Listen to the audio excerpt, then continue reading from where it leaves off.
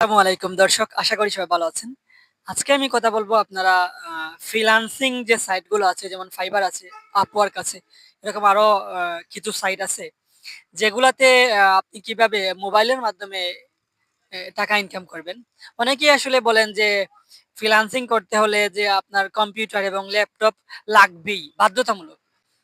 আমি এখানে আপনাদের সাথে সহমত নই। কারণ আপনি যদি আপনার যদি ইচ্ছাশক্তি থাকে, তাহলে আপনি মোবাইল দিয়েও ফ্রিল্যান্সিং করতে পারবেন। যেমন Fiverr এ কিছু কাজ আছে, সেই কাজগুলো আপনি করতে পারেন। যেমন Fiverr এ আপনি চাইলে কনটেন্ট রাইটিং করতে পারবেন। যেটা আপনি মোবাইল দিয়ে ইজিলি করতে পারবেন, কোনো সমস্যা নাই।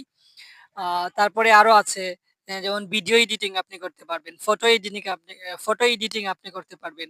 এই কাজগুলা মূলত আপনি আরো অনেকগুলো আছে। আমি জাস্ট স্পেসিফিক কয়েকটি বললাম আরকি।